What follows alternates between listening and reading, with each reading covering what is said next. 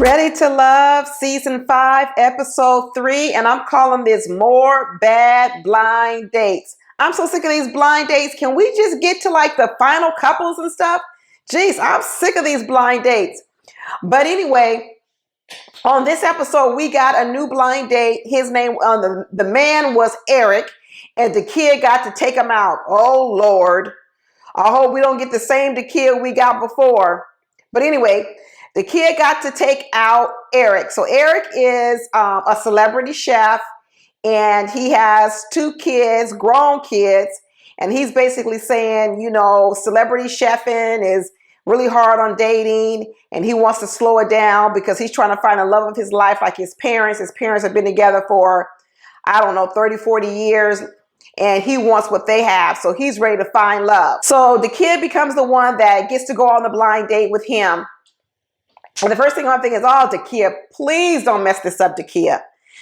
But lo and behold, he comes up, and first thing out of Dakiya's mouth is, oh, I like that chain you have on. Compliment. He man ain't hardly even sat down. He ain't hardly got his butt in the seat, and she already throwing out a compliment.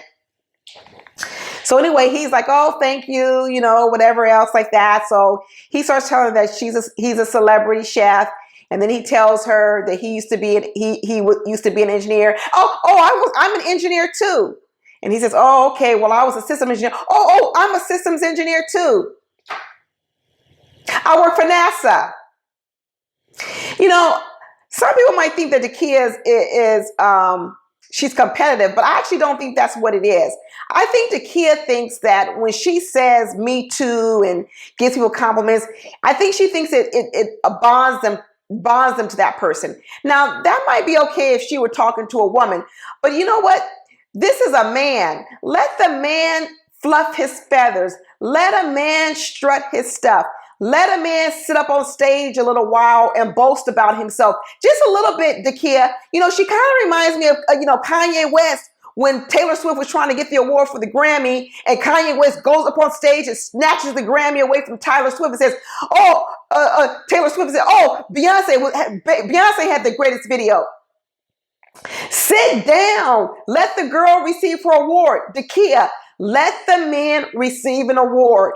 You can always come back later in the conversation and mention that you two are also an engineer, but at least let them talk. At least let them get it out. I mean, the man was also going on about to tell a story of how, you know, he used to live in Harlem and he went back to Harlem because I don't know if it was his dad, his brother, friend, or someone had cancer. He couldn't even finish his sentence before he goes, oh, I'm a cancer survivor. This girl drives me crazy. She's so pretty and beautiful and smart and all these things, but sometimes I just want to snatch her up and say, what are you doing, Dakiya?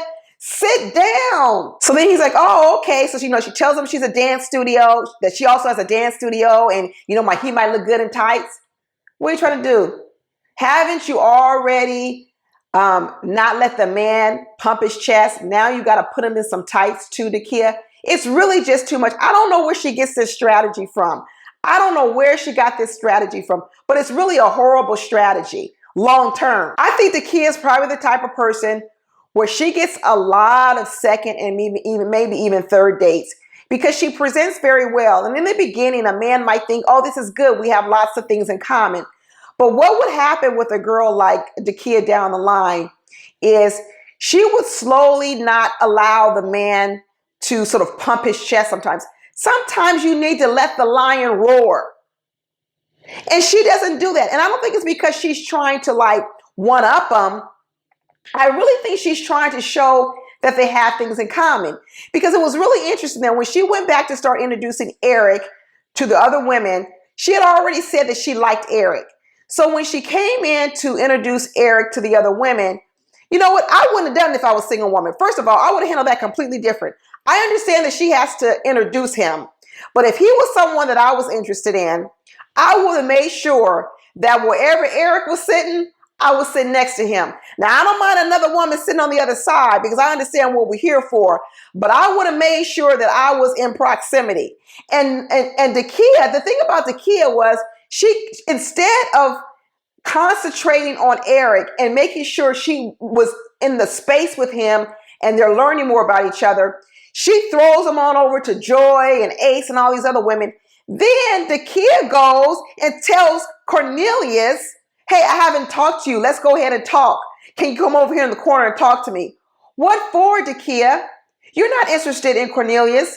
And you know you're not interested in Cornelius. This is the same thing she did when she was sitting across from Demetrius and she started entertaining Wiley, who she knew she didn't even like.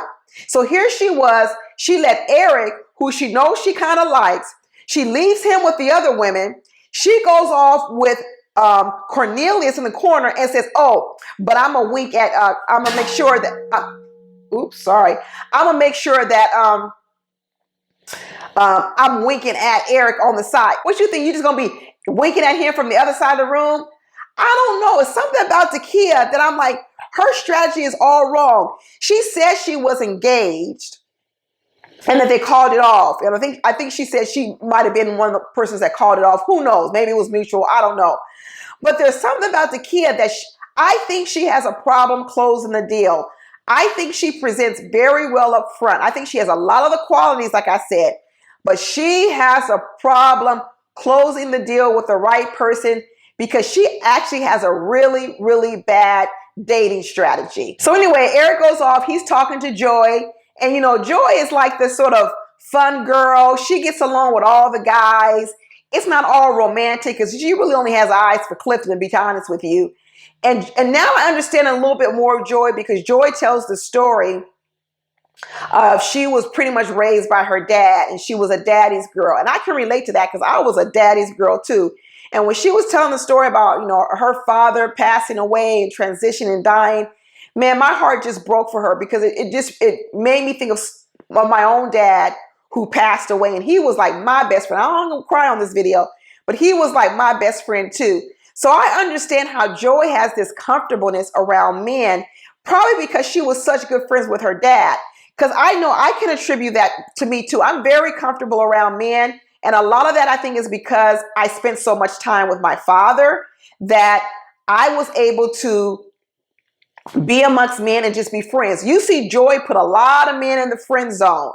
And because she doesn't have this thing where every man has to be, every relationship with a guy doesn't have to be romantic. She's clearly interested in Clifton, but you can see how she friend zones men all the time. You know, Clifton went on one of the other blind date with the girl named AP, and they both friend zoned each other really, really fast. She peeped him out pretty fast. We ended up finding out that Clifton, I knew he had kids, but I didn't know he was married twice. And his youngest one, like I said, looked young, and he said they was 3 years old. And he says he took off a year to sort of heal. A year? That ain't enough time. A year? You only took off a year from marriage before you got back out here seriously trying to date again? I don't think that's enough time. Clifton has a lot of red flags for me. I know Joy doesn't see it, but I think Clifton is here for a good time. I think he likes Joy because he wants to gallivant around the country and take these trips where she goes. She travels for her music. She's always on the road with her band and things like that. And I think that's appealing to Clifton. Problem is, Clifton's got 2 kids and he's got a young one, and Joy ain't got no kids. So I don't know what Clifton's trying to be. I don't know if he's trying to be some part-time dad, some sort of dad for the holidays, but you can't be leaving no 2, 3-year-old behind, running off around, chasing behind Joy, gallivanting all the world. He's in the wrong era of his life. I understand that might be what he wants to do, but you got a young one. And you know what? You can't be leaving all that work up to whoever the mother is of those children. And I think AP peeked that out because she was like, when he was asking her, well, do you like to travel and do all these different things? She was like, I got 2 young kids. She's basically saying, I know where my priorities lie at this time of my life. Sure, I can take some vacations, but this idea that Clifton is pushing, like he's going to be living in different countries and all this, and he's got young kids, you know what? That was unattractive. I didn't like that about Clifton. I think Clifton's too busy running around trying to get free rooms in Mexico with Joy when she gets her gigs. He ain't serious. Anyway, we'll see where this goes. I think this new guy, Eric, has enough, and I think he's going to get enough attention from the other ladies that when elimination comes around again for the men, he's not going to go home. I think P.O. is going to go home next. And I think Carmen is probably going to go home next because even though Carmen said she had she likes Clifton. Clifton don't like Carmen. He already talked about her baby blue Jesus eyes, so that's a no-go. So anyway, I'm gonna put up a poll in my community section and ask you guys who you think is gonna go home next. I think it's gonna be P.O. and Carmen. Tell me who you guys think is gonna go home next. Take the poll in my comment section. Okay, talk to you later.